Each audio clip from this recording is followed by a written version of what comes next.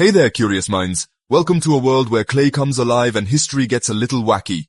Today, I'm taking you on a 3-minute claymation journey through one of the most legendary, grueling, and downright fascinating sporting events on the planet, the Tour de France. Whether you're a cycling superfan or just here for the fun facts, you're in for a treat. Buckle up for a ride full of wild facts, unexpected history, and a few surprises along the way. This isn't just a race. It's a wild adventure that's been rolling for over a century. So, what exactly is the Tour de France? Why do people all over the world tune in every summer to watch cyclists zoom through the French countryside?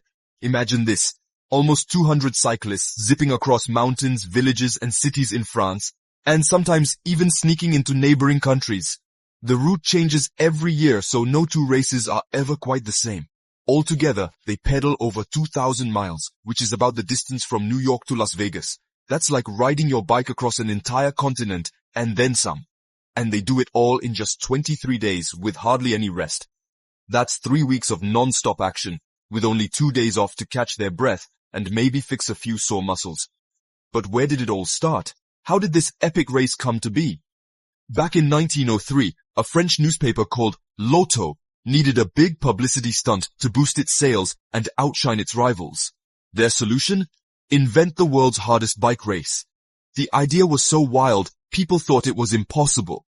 Only 60 riders showed up at the starting line, and the roads were so dusty and rough, racers sometimes had to dodge cows or fix their bikes on the spot. There were no fancy bikes or smooth highways, just pure grit and determination. The winner, Maurice Garin, finished looking like a mud-cake superhero. He was so dirty, you could barely see his face under all that grime. Fun fact, he smoked cigars during the race, claiming it gave him energy.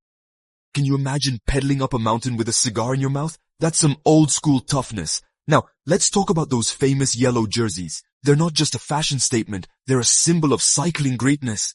Every day, the cyclist with the fastest overall time gets to wear the yellow jersey, called the Maillot Jaune. It's the most coveted shirt in cycling, and wearing it means you're the one to beat. Why yellow? Because that was the color of the newspaper's pages.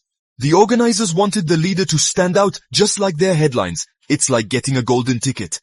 But you have to defend it every single day or someone else snags it. The pressure is on from start to finish. And the Tour isn't just about speed. It's a wild tactical battle. Teams have to plan every move, from when to attack to when to hide in the pack. Teams use secret hand signals, ride in tight packs called pelotons to save energy, and even make alliances with rivals. Sometimes the real action happens behind the scenes. There's a mountain stage so brutal, it's called the Circle of Death. The climbs are so steep and long, even the best riders dread it. Cyclists climb slopes so steep, I get tired just watching. It's a true test of strength, endurance, and willpower. Oh, and here's a weird one. In the early days, riders were their own mechanics, cooks, and medics. No team cars, no fancy support crews. If your bike broke, you fixed it. If you crashed, you patched yourself up and kept going. If you were hungry, you stopped at a cafe or raided a local bakery. Sometimes the best fuel was a fresh baguette or a sneaky pastry. So next time you see those colorful claymation cyclists whizzing by, remember, the Tour de France is part race, part adventure, and totally epic. It's a story of courage, teamwork, and a little bit of chaos. Thanks for joining me on this mini ride. Don't forget to hit subscribe for more fun facts.